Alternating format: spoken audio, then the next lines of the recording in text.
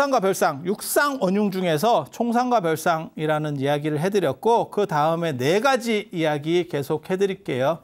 총상과 별상이 전체적인 이야기라면 여기는 그 안에 있는 이야기라고 생각하시면 돼요. 그 안에 있는 이야기. 쉽게 말해서 총상과 별상은 총별이라고 하는 거는 이 전체하고 요 개체에 대한 이야기라면 요 동의하고 성계는 이 안에서 일어나는 현상적 이야기라고 보시면 이해하기가 쉽습니다.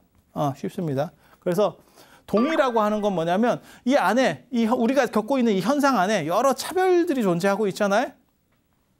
그렇지만 같은 것도 있다는 거예요. 예를 들면 그런 거죠. 우리는 동일한 시간을 부여받아요. 우리가 1시간. 여기서도 지금 뭐 예를 들어서 우리가 녹화를 하던 제 얘기를 듣는 것도 동일한 시간이 가죠. 그건 시계에 있는 시간. 하지만 어떤 분은 이걸 가지고 이제 좀 재밌으면 시간이 빨리 갈 수도 있는 거고 재미없으면 몸이 주리가 트이고 더 재미가 없으면 유체 이탈을 하기 시작하고 이제 뭐 계속 그러면서 시간대가 서로 달라지죠. 그게 동의예요. 동일성, 그것을 하나로 연결시키는 동일성이 존재하고 그리고 거기에는 또 다른 개별적 차별성이 존재하는. 그건 동시성이에요. 동시성. 이것만 그런 게 아니고 예를 들어 중력도 우리가 지금 지구 안에 있는 이상 무거운 물체는 끌어다닌다. 왜 끌어다니는지 몰라. 니도 모르고 나도 모르고 아무도 몰라. 그냥 무거운 놈이 있으면 끌어다니는 거야. 그렇게 배웠잖아요. 그죠? 근데 무겁다고 끌어다니나? 이거에 대해서는 사실 생각해 보는데 그건 굉장히 미스테리한 얘기인데 아무튼 그렇다 치고 우리는 다 동일한 중력을 지구 안에서 지금 받고 있잖아. 맞죠? 그게 동. 이는 뭐냐면 끌어당기는 힘들이 좀 다르지. 그러니까 까면 몸무게가 다르지. 동일성과 차별성이잖아요. 그 동시에 있는 거예요. 동시에. 그 얘기를 하는 거예요. 그 얘기를 현상 안에서. 이거는 묻기 나름이에요. 묻기 나름. 그러니까 구슬이 다 다른데 하나로 꿰고 있는 게 있어. 하나로 꿰고 있는 그 실은 동이야. 그리고 그 하나의 낱낱의 파편적 구슬들은 그다음에 이인 거예요. 그렇게 보시면 돼요. 그래서 예를 들어서 우리는 다 똑같은 사람이에요. 그러면 동, 맞지? 하지만 이렇게 보면 사람마다 다 다르지. 뭐 나이도 다르고 키도 다르고 뭐 여러 가지가 다르지 않겠어요? 그건 이. 아니 어려워요? 그래. 이게 원래 굉장히 어려운 건데 내가 설명을 잘해서 쉬운 거예요. 야, 이것도 비호감. 그냥 캐릭터로 할 거야, 나 캐릭터. 그리고 이 성괴라고 하는 건 뭐냐면 성괴는 하나는 전체에 연결된 그러니까 우리가 연기관계라는 거예요. 우리는 다 관계성 속에 존재하기 때문에 내가 여러분들을 지금 이렇게 바라볼 수도 있고 그다음에 여러분이 제 목소리를 들을 수 있는 게 이유가 뭘까요? 그거는 제 안에 여러분들의 요소가 존재하고 있기 때문에 그렇기도 하거든요. 이게 인식론에서는 그렇게 얘기하거든요. 그러니까 내 안에 여러분적인 요소가 전혀 없으면 우리는 마치 귀신을 볼 수 없는 것처럼 이렇게 돼버리는 거예요. 그러니까 거기에는 대상도 있어야 되지만 내가 인식할 수 있는 부분도 있어야 돼. 그러니까 무슨 얘기냐면 제가 그런 얘기 전에도 해드렸었는데 제가 어렸을 때 한국에 살았으니까 한국말을 하지. 내가 예를 들어서 태어나자마자 입양이 돼서 프랑스로 갔어. 그럼 지금 프랑스 말로 약을 팔겠지.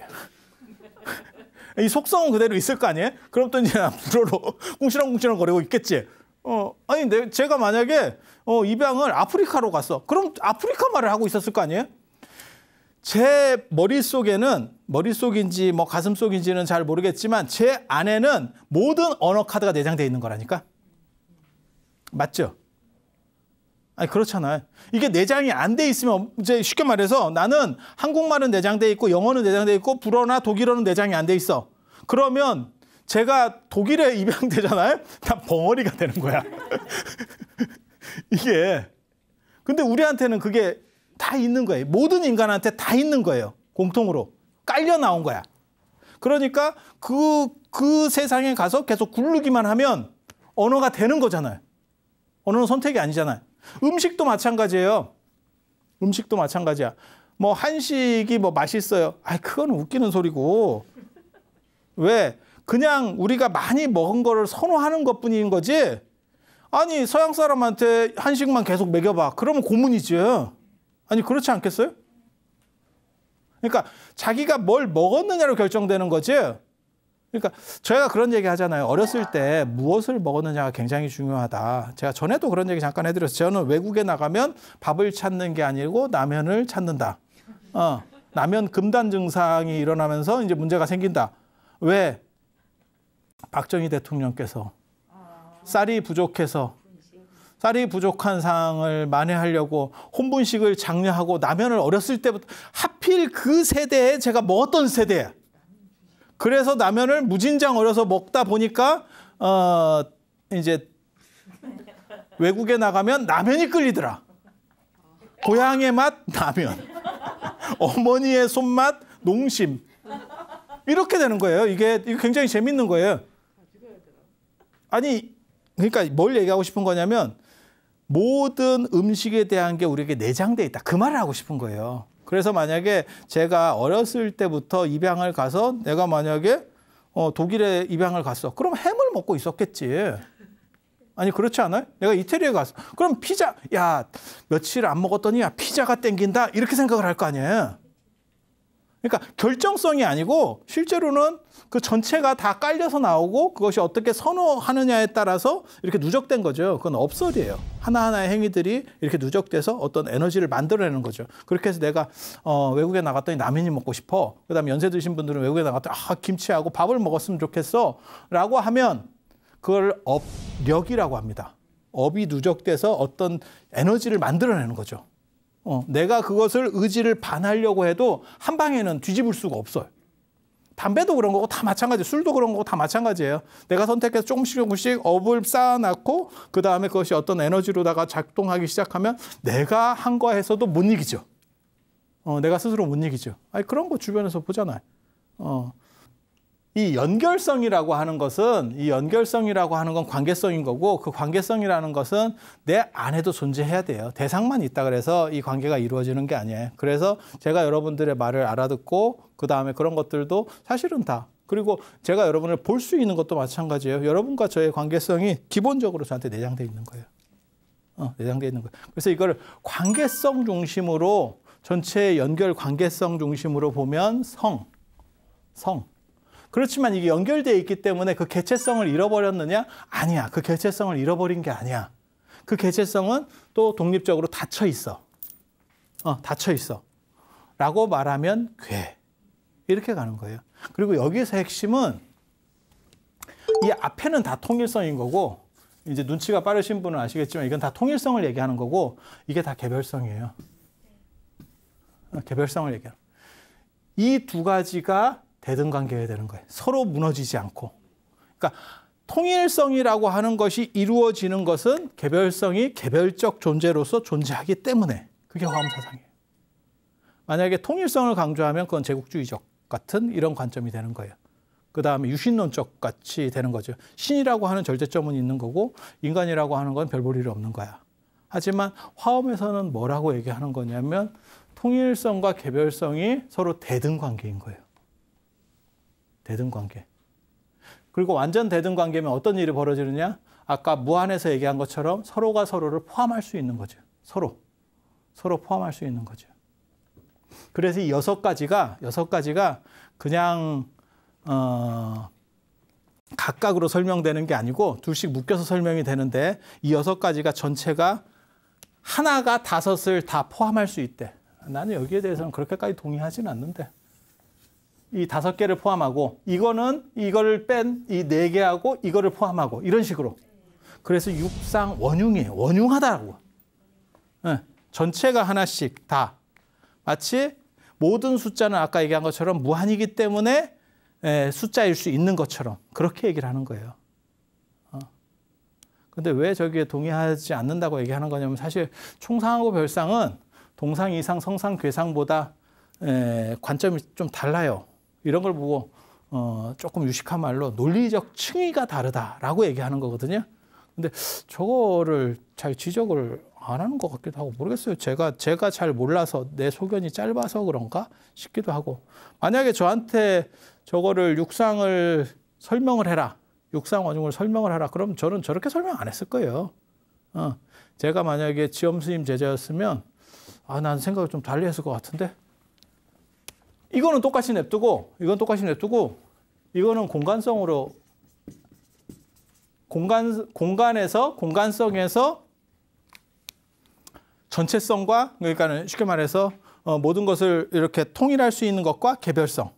그다음에 이거는 시간성으로 설명을 해버리면 돼요.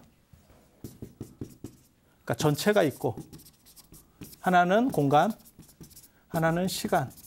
이렇게 설명하면 사실은 아구가 맞고 이해하기도 더 쉽거든요. 시간적 관점에서, 공간적 관점에서 우리가 이렇게 나눠져 있는 것 같지만 실제로는 서로가 서로를 다 포함하고 있는 거야. 그리고 그렇게 포함 관계 속에서 우리는 개별성으로 존재하는 거야. 그리고 그것은 시간성에서도 똑같은 거야. 시간이라고 하는 것도 사실은 무한이거든. 공간만 무한이 아니고 시간도 무한이거든. 그래서 아까 이 공간에 대한 무한, 우주는 무한하다. 우주는 무한하다. 그러면 그 안에 존재하는 모든 개체는 무한이다. 무한이다. 이렇게. 저걸 여기다 대입시키고. 시간도 똑같아요. 시간도. 시간에 끝이 있느냐 없느냐?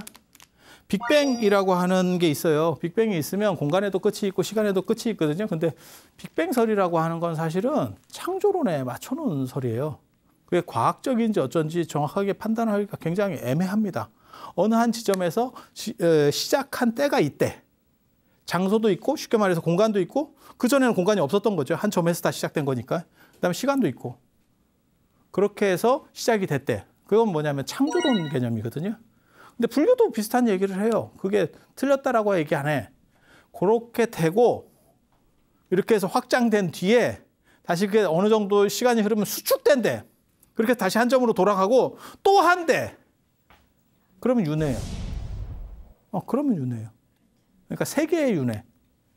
네, 세 개의 윤회. 그리고 만약에 빅뱅 이전은 그러면 어떻게 생각할 거야? 뭐가 있었을 거야? 거기에는 아무것도 없었어? 아무것도 없었으면 빅뱅 자체가 일어날 수가 없죠. 뭔가 에너지가 있으니까 터졌겠지. 아니 그냥 생각해 보는 거예요.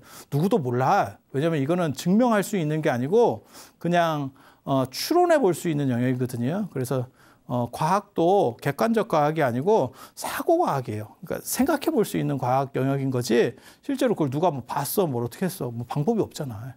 그래서 한 점에서 시작됐다. 근데 그거는 철저하게 기독교적 사고는 맞아요. 시작점이 존재하는 거잖아. 그런데 만약에 그게 끝점이 존재한다면 어떻게 할 거냐에 대한 부분도 있는 거죠. 지금. 그래서 그거를 반복시키면 윤회론이에요. 그걸 성주괴공이라고 합니다. 우주의 어떤 사이클. 그러니까 봄, 여름, 가을, 겨울하고 똑같이 생각하시면 돼요. 우리가 주변에서 봄, 여름, 가을, 겨울 있듯이 성주괴공해서 이렇게 돌아간다. 라고 하는 거예요. 그래서 시간도 무한이라면 시간 안에서 똑같은 일이 벌어져요. 시간의 무한성. 이거는 공간의 무한성이고 그것이 그 안에 존재하는 개체의 무한을 변증하는 거고 그러면 상호 포함 관계 속에 존재할 수 있다. 이렇게 해서 시간과 공간을 대입을 해버리고 이것은 전체의 원리 속에 존재하는 거야. 이렇게 하면 육상 원흉이 좀 더 깔끔하게 가죠. 몰라. 근데 제 생각이 틀렸을 수도 있고 왜 딴 사람들이 얘기를 안 하니까. 저는 제가 그렇게 천재라고 생각을 안 하기 때문에 내가 생각할 수 있는 걸 딴 사람들이 생각을 못했을 리는 없다 이런 생각을 하거든요. 근데 저거 말고 시편문이라는 게 있어. 시편문이라는 게 90편 신시편 제가 뭐 갖고 오지는 않았는데 자 그걸 설명을 안 할 건데 왜 설명을 안 하려고 하냐면 그거 설명하면 복잡해요. 내 책에 있어. 90편이라고 하는 게 뭐냐면 그건 지엄 스님이 만든 똑같은 거예요. 저런 육상원용하고 거의 비슷한 거를 좀 더 구체화해서 10개로 만든 거예요. 항목을 10개로. 그리고 그거를 현수 법장 스님이 약간 이제 리모델링 해가지고 신시편. 시편이라는 말을 왜 썼는지도 잘 모르겠고 조금 이질적 단어인데 거물현자거든요. 그러니까 10개 항목이 있는 오묘한 거다 이런 뜻인데 이게 좀 쓰기가 좀 그런 글자죠. 예전에 제가 현중사 나올 때도 저거 약간 좀 문제 있는 단어인데 이렇게 했죠. 저 현이라는 단어를 쓰는 거는 현악, 위진남북조 시대 때 현악을 얘기하는 거예요. 그래서 저게 도가적 용어입니다. 도가의 전매 특허 용어. 마치 우리가 원래 우리가 쓰던 용어 중에 복음이라고 하는 용어가 있는데 기독교가 그걸 전매 특허 같이 계속 쓰니까 다른 데는 잘 안 쓰거든요.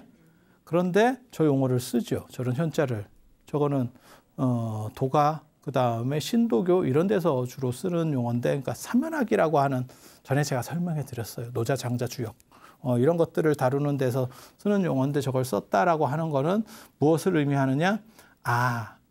불교적 개념이 아직 뚜렷하지 않았구나, 이분들이. 그러니까 과도기적 인물들이었구나 라고 할 수 있는 거예요. 지엄 스님만 하더라도 아마 그랬을 개연성이 상당히 있습니다, 시기적으로 봤을 때. 근데 법장 스님 같은 경우는 당신 스승이 쓰니까 그것을 리모델링 하는 과정에서 그냥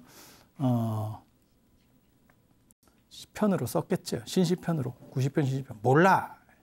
왜냐면 그게 또 좀 약간 알딸딸한 부분이 있거든. 나중에 이제 뭐 화엄경, 현담 뭐 이런 거 보면 그게 이제 법장 스님 글인데, 그런 걸 보면 야, 저기 현자를 자꾸 쓰는구나, 이 양반들이. 그러니까 개념어를, 타 종교의 개념어를 자꾸 갖다가 쓰는 거예요. 그게 아마 그 당시에는 일반적이어서 그걸 썼을 때 유효하다고 생각했을 거야. 그런데 지금 보면 저 현자가 더 어려워졌죠. 지금은 저게 보편어가 아니기 때문에 지식인이라도 저런 현자를 쓰면 잘 모릅니다. 저게 뭘 의미하는 건지 정확하게 잘 몰라. 개념이 뚜렷하게 안 박혀. 그래서 더 어려워지는 거예요. 그래서 90편이 있고 신시편이 있고 10개입니다. 10개. 10개. 각각 10개씩. 그리고 저 신시편 중에 이제 그 유명한 게 여러분이 아는 내용도 있어요. 그게 이제 인드라만 경계문 이렇게 해서 예불문에 나오는 거. 제망중중 들어보셨죠? 제석천의 집에 그물이 있는데 이렇게 하고 서로 비친다는 거예요. 조금 복잡한 얘기니까 간단하게 설명을 드리면 그겁니다. 실제로 이거는 현수 법장 스님이 했다라는 얘기도 있어요. 거울의 방을 만든다는 거거든요. 호박의 방은 들어봤어도 거울의 방은 상트페테르부르크 가면 호박의 방이 있는데 그 표토리대 때 만든 근데 이제 거울의 방을 만들어 놓으면 서로가 서로를 계속 비추는 거죠. 그게 중중무진. 그러니까 서로가 서로를 포함하고 있는 거죠. 그것이 그 안에 뭐 이런 게 들어가든 마찬가지죠. 무한으로 끊임없이 서로를 비추고 있죠. 그게 이 얘기예요, 지금. 얘기. 그리고 요거를 조금 다른 방식으로 설명하면 뭐 이런 방식도 나오고 이런 방식도 나오고 그런 이야기가 있는데, 그거는 제가 다음 시간에. 그리고 이거 진짜 딴 데서 잘 못 들어. 화엄을 쉽게 얘기하는 게 그리 만만한 얘기가 아니에요. 제가 여러분들을 쉽게 얘기해 주려고 내가 밤잠을 잘 잤어요. 그래서 다음 시간에 더 잘 자고 와서 이걸 이어서 제가 설명을 해드릴 수 있도록 그렇게 하겠습니다. 자, 들어주셔서 감사합니다.